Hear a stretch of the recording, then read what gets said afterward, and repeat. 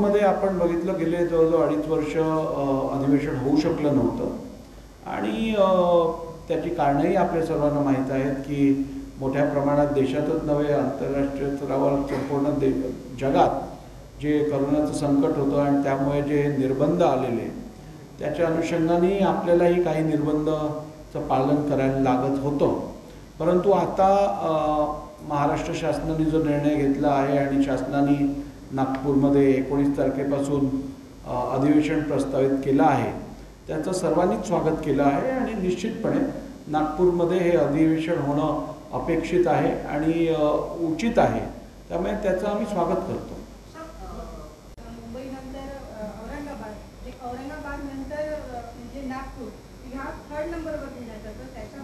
विदर्भाचे प्रश्न जे असतात अधिवेशनामध्ये सुटत नाही आणि त्याच वेळेस नेमकं सूत्र वाजतं याच्यावर आपलं मत नाही. मला असं वाटत नाही. मी आपल्याला सांगितलं की तारांकित प्रश्न जे असतात ते बॅलेटने येतात. त्यामुळे त्यात एखाद्याच रिजनला किंवा विभागाला प्राधान्य दिलं जातं असं नाही आहे. आणि स्वाभाविक आहे जर विदर्भात अधिवेशन होत असेल तर विदर्भातले प्रश्नांना इतर आयुधातनं जे बॅलेटमधनं सिलेक्ट होत नाहीत त्या आयुधातनं त्या विषयांची चर्चा जर क्रमप्राप्तरित्या झाली तर त्यात काय वावगं नाही. मला खात्री आहे की इतर अधिवेशनांसारखं ह्या अधिवेशनातही येणाऱ्या अधिवेशनात विदर्भाच्या प्रश्नांवर निश्चित चर्चा होईल आणि विदर्भाला जे जे प्रश्न प्रलंबित असतील ते सोडवले जातील. मागच्या वर्षी राज्यपाल कोश्यारी सर यांना मागील सरकारच्या आमदारांनी 12 आमदारांनी आपली यादी दिलेली होती आणि कोश्यारी सर यांनी रद्द केली.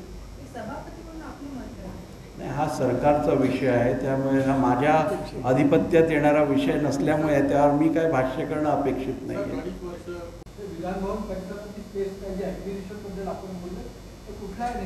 नाही. त्याबद्दल आम्ही प्रस्तावित केलेलं आहे.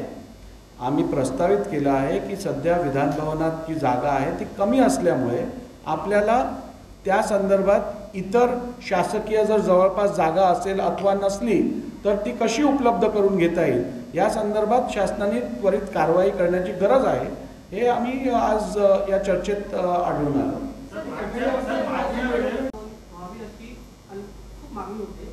आणि गेल्या वेळेस ती घोषणा करण्यात आली होती की नागपूरला होईल पण ते झालं नाही. दुसऱ्या काळात ते नागपूरला होईल का? नाही. बघा खऱ्या अर्थाने अधिवेशन घेण्यासंदर्भातले निर्णय जे असतात कुठे आणि कधी घ्यायचं हे शासनाकडनं रेकमेंडेशन येतं आणि मला खात्री आहे की शासन योग्य निर्णय घेईल. परंतु सध्याचं हिवाळी अधिवेशन जे 19 तारखेपासून प्रस्तावित आहे त्या अधिवेशनात जास्तीत जास्त वेळ आपण हे अधिवेशन चालवून नागपूर विदर्भातील आणि उर्वरित महाराष्ट्रातील महत्त्वाचे प्रश्न सोडवू अशी मी अपेक्षा व्यक्त करतो.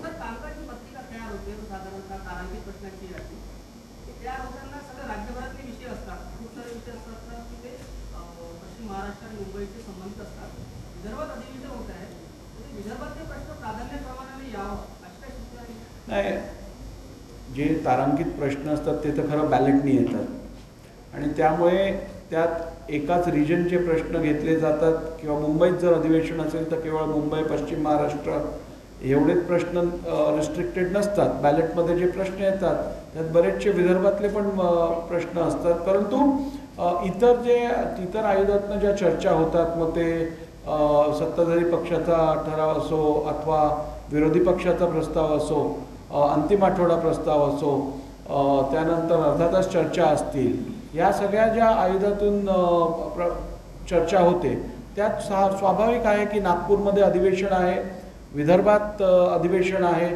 त्यामुळे ह्या भागातील प्रश्नांना प्राधान्य देण्यासंदर्भातली भूमिका असावी आणि त्यात काय वावगं नाही असं मला वाटतं.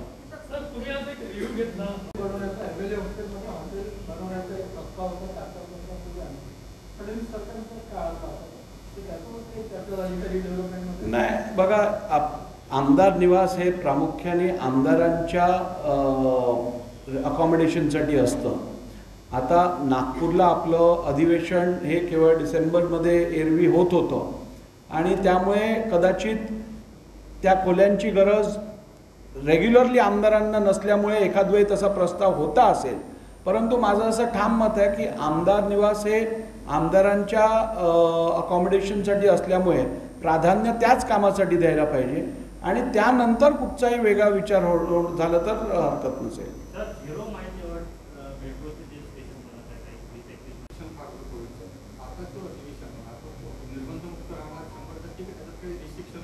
आज राज्यात तर कोणतेही रिस्ट्रिक्शन नाही आहेत आणि त्यामुळे राज्य शासनाने असे कुठचे रिस्ट्रिक्शन दिले नसतील तर विधान भवनाच्या आवारात वेगळे कोणते रिस्ट्रिक्शन देणं मला काय तशी गरज वाटत नाही.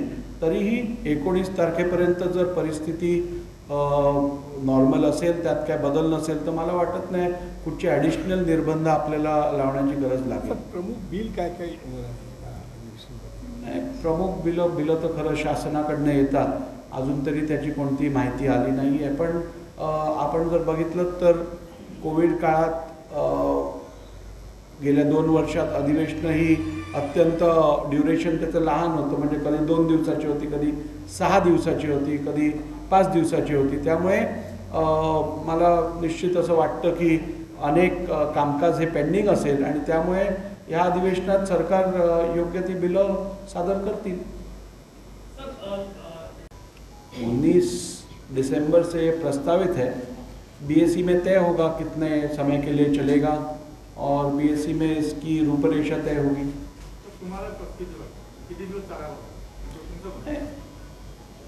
अधिवेशन किती वेळ चालण्यापेक्षा अधिक महत्त्वाचं असतं अधिवेशनात कोणता बिझनेस ट्रान्झॅक्ट होतो आणि त्यामुळे ह्या अधिवेशनात कामकाज नेमक्या कुठच्या स्वरूपाचं आहे, कुठच्या स्वरूपाचे बिझनेस ट्रान्झॅक्ट होणार आहे ह्याच्यावरती अधिवेशनाचा काळ जो आहे तो ठरेल.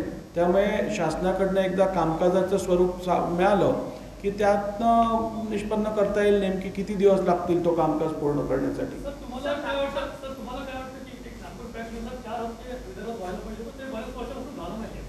नागपुर के हमारे सभी पत्रकार बंधु भगिनियों का मैं स्वागत करता हूं और धन्यवाद भी कहता हूं कि इतनी शॉर्ट ड्यूरेशन में आप सभी लोग यहाँ पे उपस्थित हुए और महाराष्ट्र विधानसभा का अध्यक्ष के रूप में मेरा चयन होने के बाद ये नागपुर की मेरी पहली विजिट है.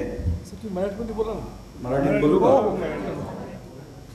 नागपूरमध्ये ही माझी हा पहिला दौरा आहे. आज आपल्या सर्वांना माहीत आहे की महाराष्ट्र विधिमंडळाचं हिवाळी अधिवेशन 19 डिसेंबरपासून प्रस्तावित आहे आणि गेले जवळजवळ 2.5 वर्ष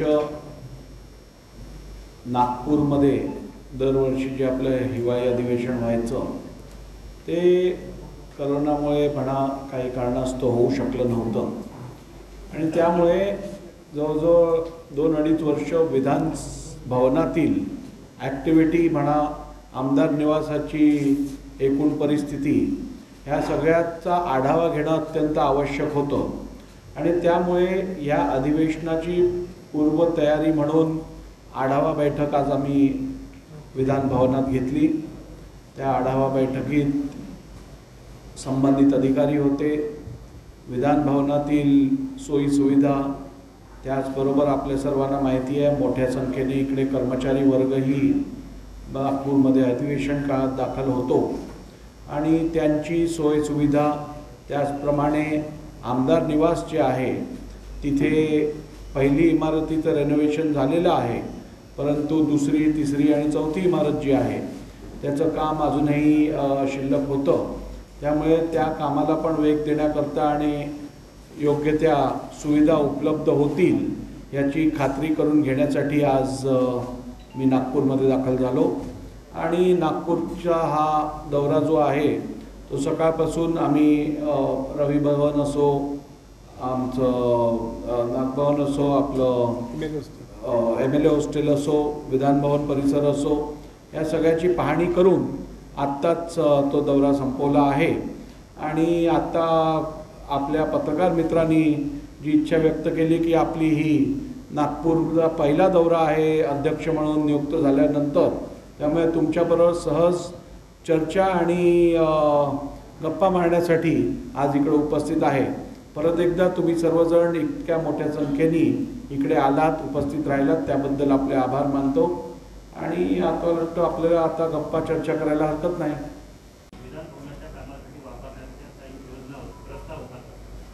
नाही, मी आपल्याला आत्ताच सांगितल्याप्रमाणे की विधान भवनाचं कामकाज किंवा विधिमंडळाचं कामकाज हे विधान भवनात होतं. दोन्ही सभागृह आहे त्या कॉम्प्लेक्समध्ये असतात. त्यामुळे त्या कॉम्प्लेक्सच्या अगदी शेजारी जवळपास असणारी जागा ही जास्त सोयीस्कर होईल. आणि त्यामुळे शासनाकडे आम्ही मागणी केलेली आहे, तसं आम्ही सांगितलेलं आहे. त्यामुळे शासनाकडनं यावरती योग्य ती UD डिपार्टमेंट असेल किंवा GAD असेल या संदर्भातली कारवाई अपेक्षित आहे आणि जागाही सोयीस्करच प्राप्त होईल. इसके ऊपर निर्णय जो है वो शासन लेगा. हमारा काम है विधिमंडल में दोनों सभागृह को पूरी फैसिलिटीज़ देना, वहाँ के सदस्य को काम करने के लिए फैसिलिटीज़ प्राप्त करके देना, और जो कर्मचारी वर्ग है और जो मंत्रालय के अधिकारी हैं उनको भी एडिक्वेट स्पेस और फैसिलिटीज़ उपलब्ध करके देना, ये हमारी जिम्मेदारी है. नहीं, इस पे ऊपर अभी विचार हो रहे हैं. 2-3 ऑप्शंस है और इस बारे में हम जल्द ही अगले महीने जब वापस नागपुर आएंगे तब इस विषय की हम बैठक बुलाने वाले हैं. हाई लेवल डेलीगेशन की ये बैठक होगी, उसमें सभी डिपार्टमेंट के लोग होंगे, मंत्री महोदय भी होंगे, तो उस पर हम विचार करेंगे.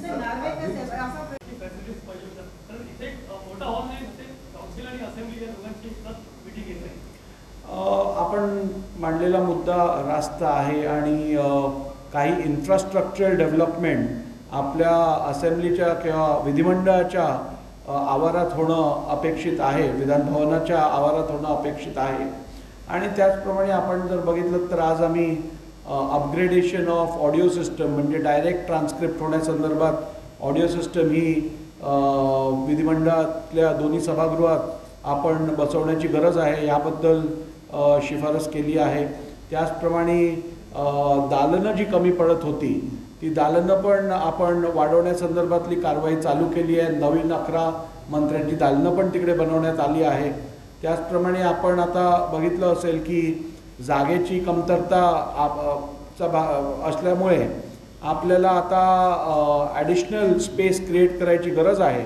त्यामुळे ॲक्विजिशन करून शेजारच्या परिसरात अधिक इमारत उभी करून तिथे सोय करण्यासंदर्भातही चर्चा आज केली गेली. त्याचप्रमाणे आमदार निवास जे आहे तिकडे पण मोठ्या संख्येने आपल्याला दिसून येतं की रिपेअर्सची गरज आहे. त्याची पण डागडुजी आणि रिडेव्हलपमेंटचा विचार आज केला गेला.